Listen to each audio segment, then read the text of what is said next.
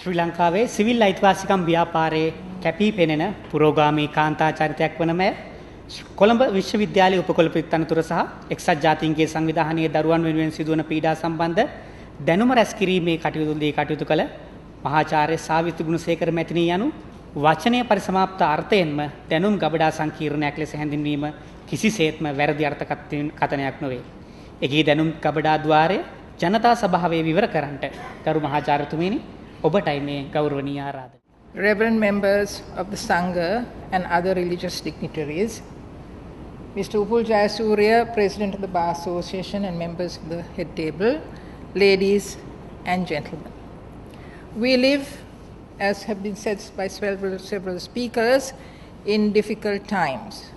Not the least of those difficult times is that those who talk about the rights of the people guaranteed within our Constitution are nevertheless considered traitors and people who are challenging the path to national development. Dr. Jayanta Dhanapala has pointed out that every country needs a military, and all of us are indeed grateful to the military for facilitating the end, or in fact for being the catalyst for an end of a traumatic period in our history, 30 years of the armed conflict. But what we see today is a manipulation of the idea that the military is important for national security to undermine the rule of law and the guarantees of the rights of the people through a process of militarization, and a process of militarization which goes into the area of civilian governance. And that is, I think, what we are focusing on today when we are looking at the implications of this kind of militarization for our society. One of the problems of that kind of militarization, which goes beyond national security, one of the problems of the manipulation of an ideology of militarization in the name of national security, is that it tends to rewrite history. And this is so apparent in the case of the history of this country in respect and protecting the rights of the people, and respecting and protecting the rule of law.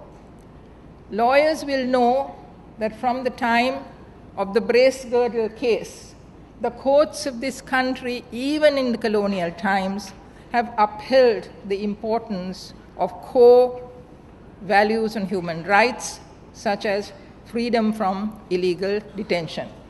We have many cases which integrated the idea of human rights into our legal systems, and that was the contribution of the courts. When the Constitution of 1978 actually incorporated Chapter 3 on fundamental rights, that was a continuity of a legal tradition that was very much a part of the history and experience of this country on governance. Today, we are constantly told that human rights is a Western ideology that has come from somewhere else that is alien from our experience. And today is an occasion at this meeting to reinforce that this is not so at all.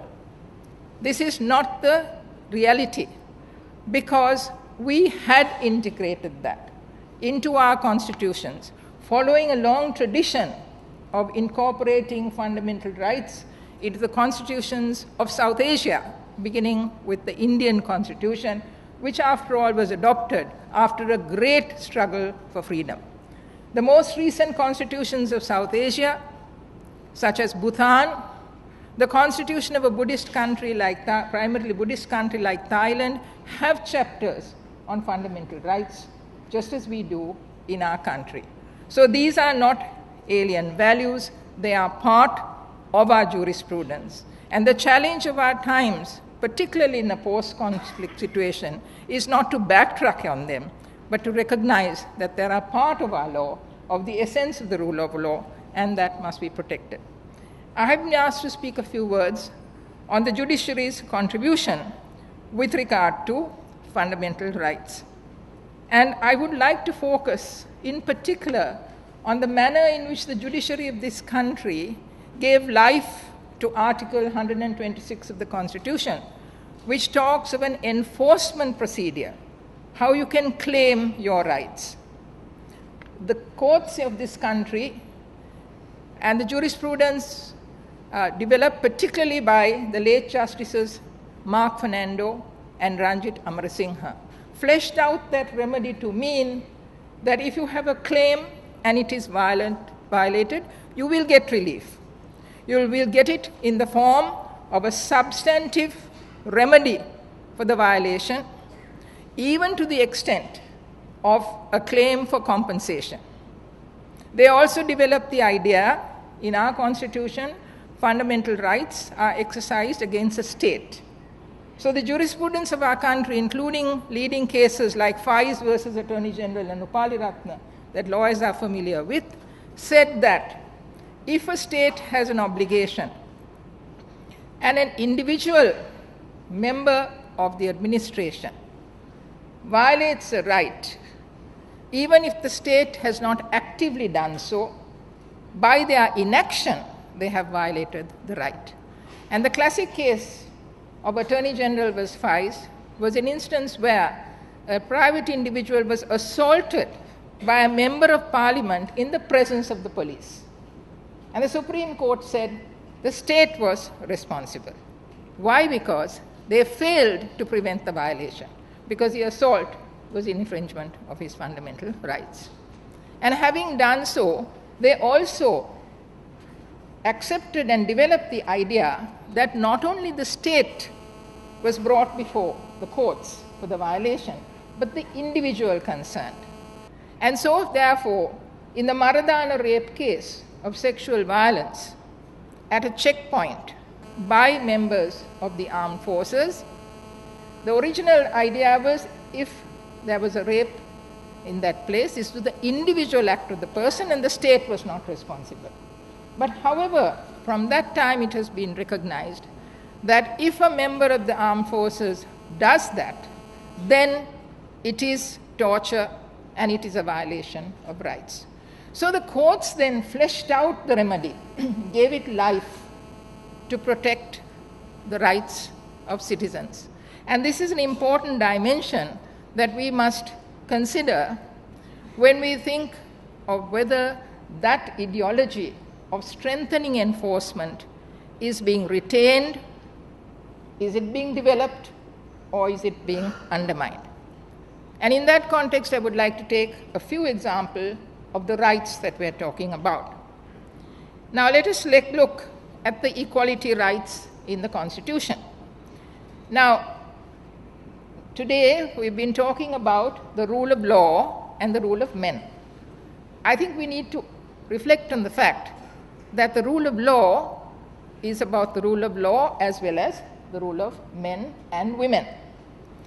And our Constitution provides for what you call affirmative action or quotas to ensure that equality is realized not only formally but in substance. That's the idea of a quota, that if you have a disadvantaged group, you give a benefit in order to achieve equality. And the best example accepted in many countries is a quota of representation in parliament, which is a legislative body.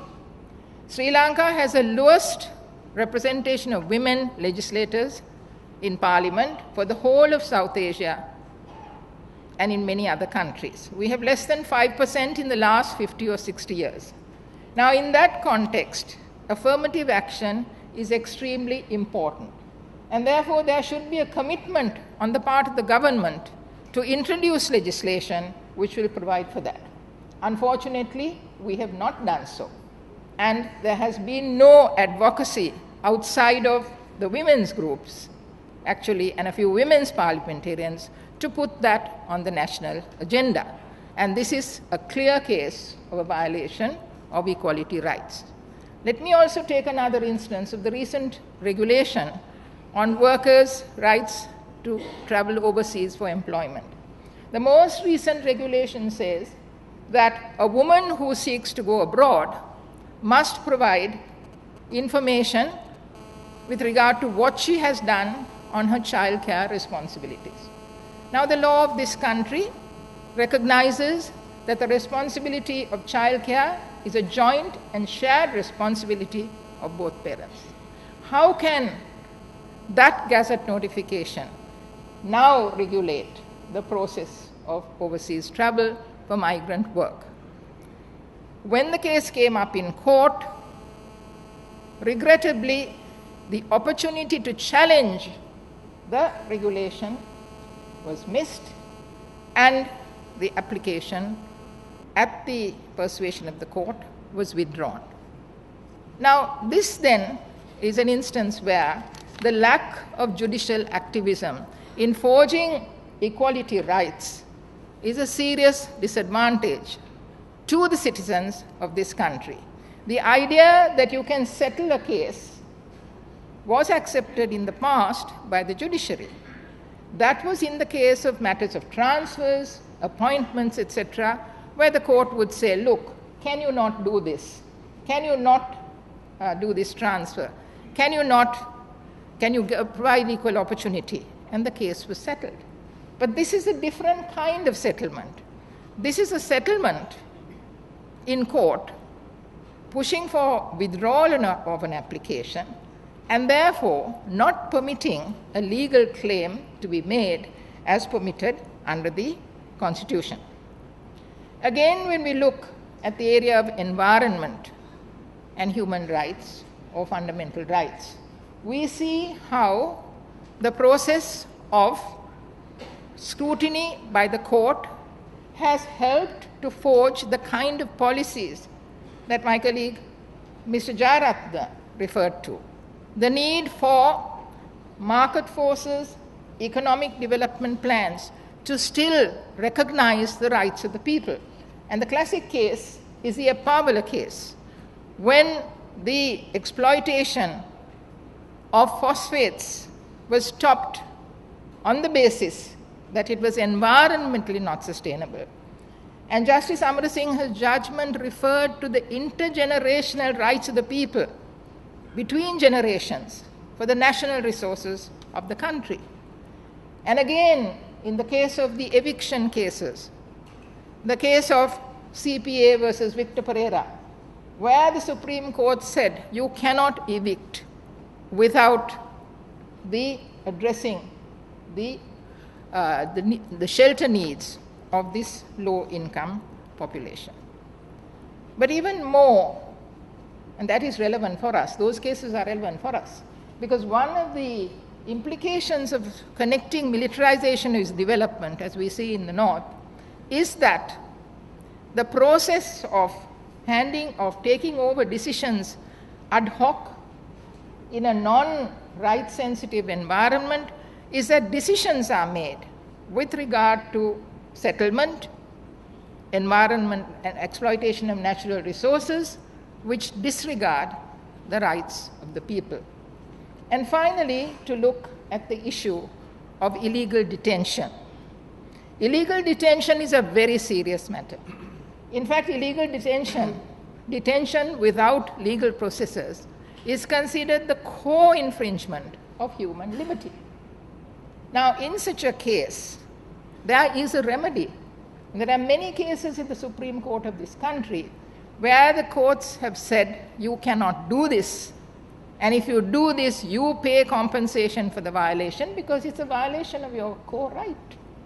And yet today's Island newspaper carries this little item which says that some workers in a hotel who were going back after their work, who were arrested by the police, kept in detention for more than a day, several days or more than a day, filed an action for fundamental rights, and the court accepted an apology by the police. And then that case was settled. Now, this is giving a very powerful message on the violation of a key right. You can settle it and apologize. What kind of message does that give to law enforcement authorities with regard to the importance of the liberty of the person? Let me look again at the cases on torture. Torture in a custodial situation in particular is based on the idea that even a person in custody has a right to freedom from torture. We talk about the fact that there are double standards in the West, but we have to concede that in those legal systems where there are cases of torture, there is action. Whether against atrocities in Iraq, whether in Vietnam, those are subject to legal processes. That is also because the idea that torture is not permitted is not merely a question of treaties and conventions, as my colleague Dr. Dhanapala referred to, not just a matter of treaty law, but the customary law of nations, which says that you cannot torture. So it is an extremely significant right, and it has been so interpreted. We have good jurisprudence in our country on torture, extending to, as I said, sexual violence, violent sexual abuse in the Yogalingam Vijita case in custody, violent sexual abuse in custody. She was detained and sexually abused. Rape by any member of the armed forces. We have cases which have recognized that if, for example, homosexual abuse occurred in a camp, there's a command responsibility of the person in the armed forces, for instance, who is in authority. Command responsibilities, you didn't say do it, but this is subject to your command in regard to torture. So command responsibility, sexual violence covered, and a good jurisprudence with regard to torture, creating the impression that it is an absolute no-no which cannot be justified. We have had it extended to corporal punishment. We have had a recent case where we have seen how school principals don on military costumes and become, I don't know what it means, something called brevet colonels. And then they go in as principals of schools. And then you create an ethos sometimes that corporal punishment is a way to handle student discipline. That is completely contrary to the laws of the land, because there's a regulation of the education department which says you cannot use corporal punishment in schools. There's jurisprudence in the Supreme Court which says that corporal punishment in that form can amount to torture, and therefore it is prohibited. So if that is the ethos with regard to the judicial interpretation of this clause on the fundamental right to freedom from torture, how is it possible to have had, for example, the Nimala Reuben case, on which the Friday Forum has already, I believe, addressed the Bar Association?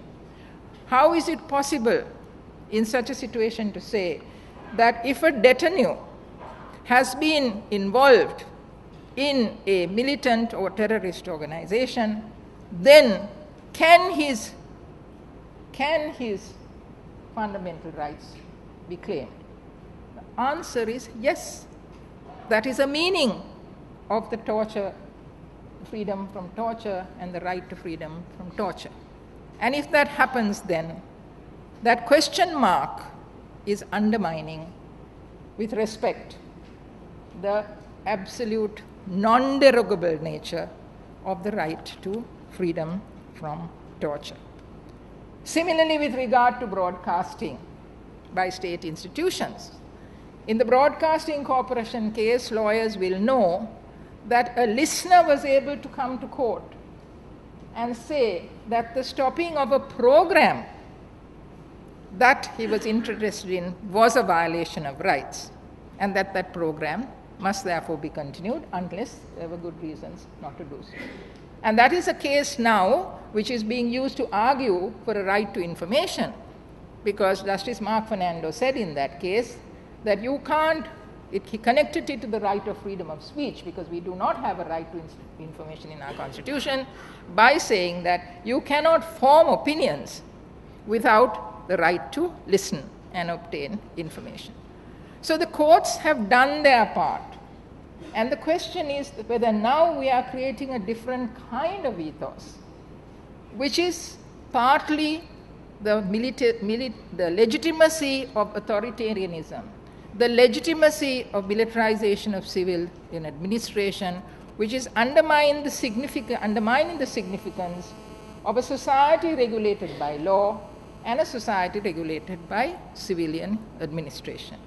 And I think that is the issue that we must consider today, and that has a lot to do with the issue of the structures of institutions, the structure of appointments, and the core norm of judicial independence.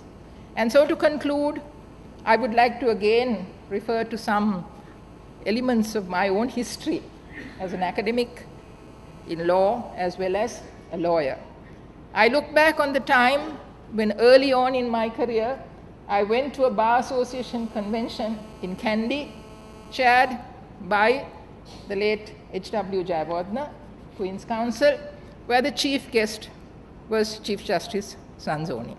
And I remember that that meeting was a catalyst for the bar voicing concerns with regard to erosions on the administration of justice.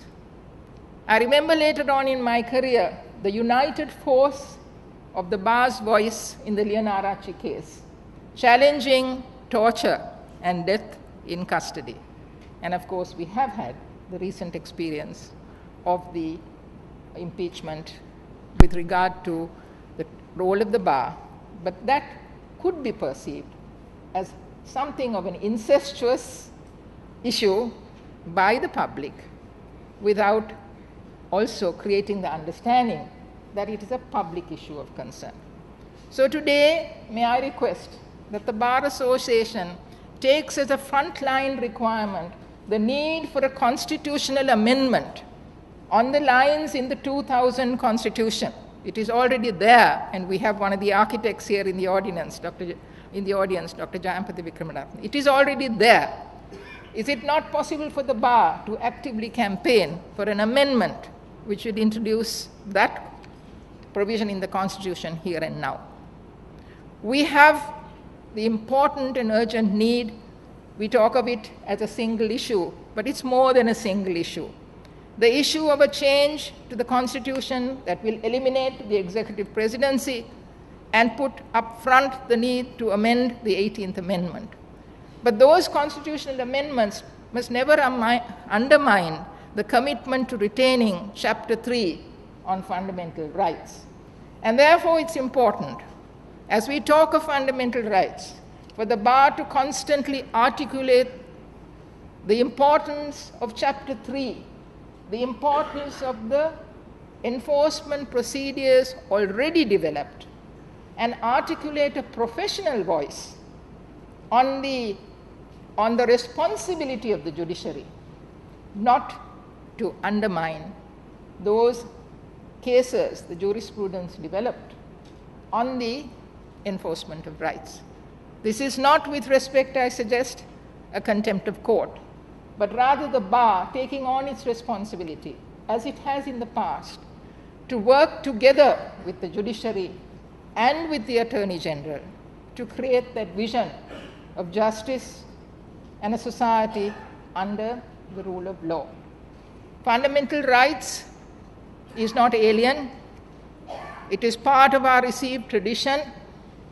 We must resist every effort to talk of it as an alien discourse. And we must see that as another effort to legitimize authoritarian rule under the guise of national security. So if that is correct, then this is our heritage. We have made it our own. And the bar must be in the front line of those organizations that stand for rights, including assessing that other branch, the branch of the judiciary which has developed rights and needs to do that, particularly at this critical time in our country's history. Thank you.